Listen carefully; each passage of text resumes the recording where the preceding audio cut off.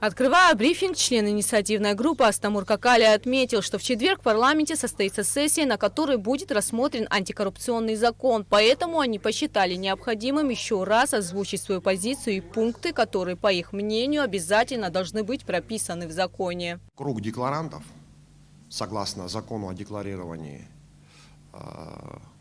будет следующий. Супруга и несовершеннолетние дети должностного лица. Именно в такой редакции парламент планирует принять этот закон. Мы хотя бы, это как минимум, настаиваем на включении в круг декларируемых лиц детей и совершеннолетних, и несовершеннолетних. Еще одним важным моментом члены инициативной группы отмечают то, что информация об имуществе должностных лиц и депутатов обязательно должна быть в открытом доступе для всех. Никакой гостайны из имущества должностных лиц и депутатов под гостайну это никак не должно загоняться.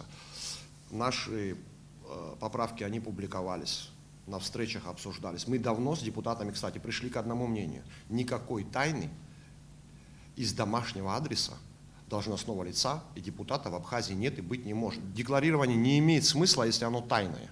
Астамуром Какали и его соратниками были внесены некоторые дополнения в 7-ю статью закона, касающиеся проверки декларирования. Инициаторы требуют, чтобы право проверки достоверности и полноты сведений о доходах принадлежало всем ведомствам, которые соприкасаются с госслужбой.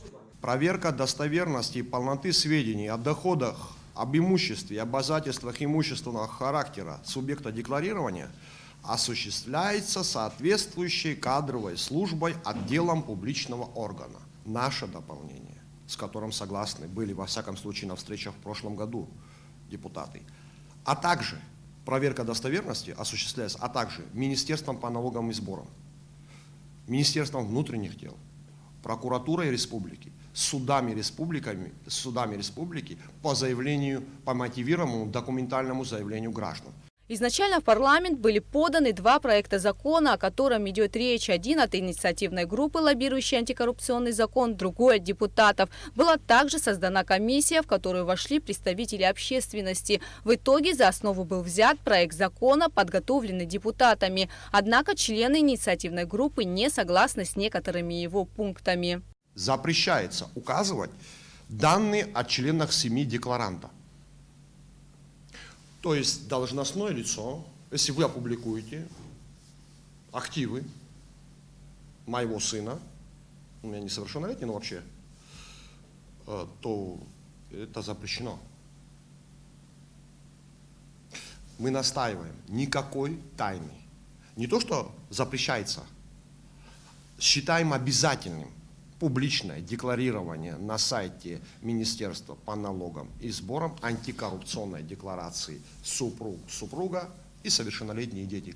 Согласно предлагаемому законопроекту, на декларации должна быть электронная подпись. Члены инициативной группы не согласны и с этим. Они предлагают другой вариант. Бумажная версия, заверенная подпись и сама декларация, ее просто сканировать, пока нету вот этих всех технических данных, и уже можно считать юридическим документом.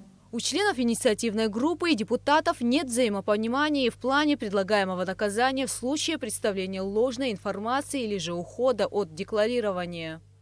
Забыл упоминать гостиницу, оформленную на совершеннолетнего ребенка или супругу, или свою. Отстраняешься от госслужбы на унакца. Все, не возвращаешься больше, ни при каких обстоятельствах. Парламент предлагает, декларант привлекается к ответственности в соответствии с законодательством. Нет у нас законодательства о декларировании должностными лицами и депутатами собственности. Соответственно, меры наказания – это отсылка в никуда. Члены инициативной группы также настаивают на том, что закон о декларировании доходов, расходов, имуществе, обязательств имущественного характера публичными служащими и депутатами вступил в силу со дня его принятия. Если же закон не будет принят, либо принят, но без поправок, активисты намерены снова проводить акции. Гугут Савардани, Налогухава, Абхазское телевидение.